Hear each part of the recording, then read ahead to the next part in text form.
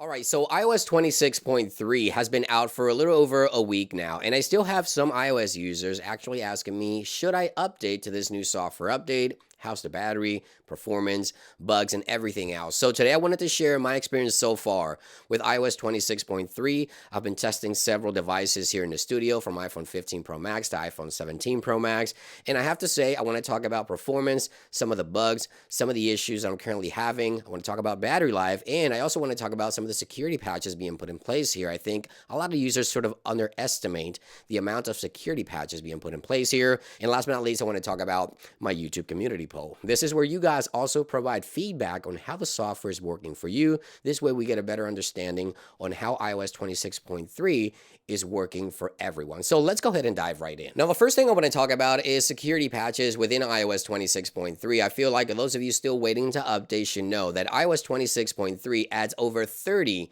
security patches to iPhone and iPad. So this is about security content of iOS 26.3 and iPadOS 26.3.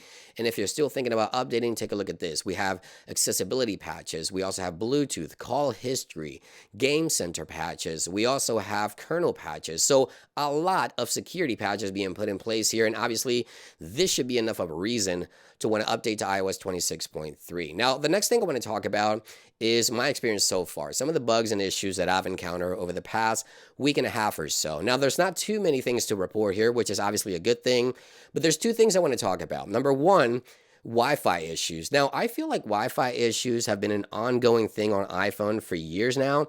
Sometimes when you update, they fix it. Sometimes when you update, it breaks again. This time around, I'm having Wi-Fi connection issues once again on this iPhone 17 Pro Max. As you can see right here, sometimes when I leave the studio and come back, it doesn't automatically reconnect to my Wi-Fi network. I have to go into settings, go into Wi-Fi, and select the network once again, and then reconnect that way. Now, the second issue I'm having, and I'm not sure if you guys are experiencing this, sometimes when I tap to wake my device and swipe to unlock, or just swipe to unlock, it won't register the touch input. So touchscreen issues on the latest iOS 26.3. Now, this is more of a sporadic issue. It doesn't happen every single time. I've experienced this touch input issue about 3 to 4 times after updating to iOS 26.3. So it's not like it's something that happens every single day, but I would like to know from you in those comments down below. Maybe it's my own iPhone or maybe it's just me, but it looks like this could be something that's happening with iOS 26.3, and I would like to know in those comments down below.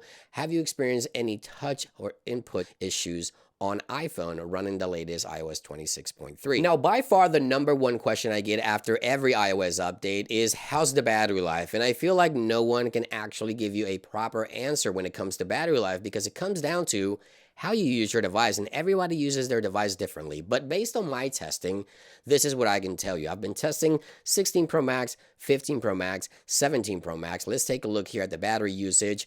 I can say that battery life has improved slightly when compared to iOS 26.2. Based on my experience in testing here, I get through my entire day easily. I've been pushing this iPhone to the limit, and I get well above the average usage on a daily basis. So every day I get through my entire day with no issues with iOS 26.3. Now, in terms of performance, I do want to show you here quickly. This is a benchmark of iOS 26.3 versus 26.2.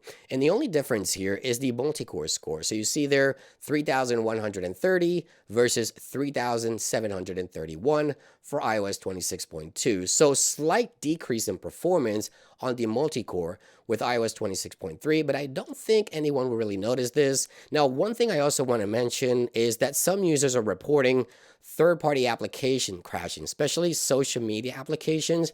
I always say after any update, make sure you go into the App Store, go into your account, and make sure you update your applications to make sure that they're running smoothly with the latest update for iOS. So yeah, iOS 26.3 so far, I think it's a pretty solid update. Let's talk about the YouTube community poll. So according to this latest YouTube community poll, you see here, how is iOS 26.3 working for you so far? We have 2,800 votes so far, and it looks like 58% of you guys are having a great experience with this latest update, which is good news. Now we have a 25% of you guys that say it's okay, but there's still some bugs, which which I can agree.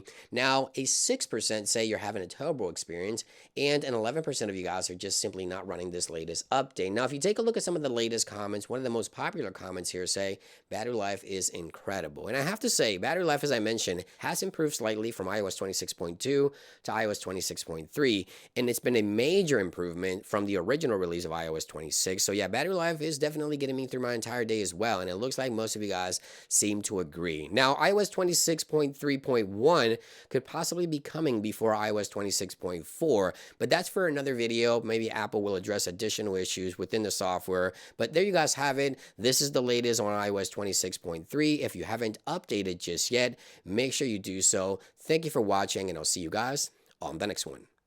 Peace.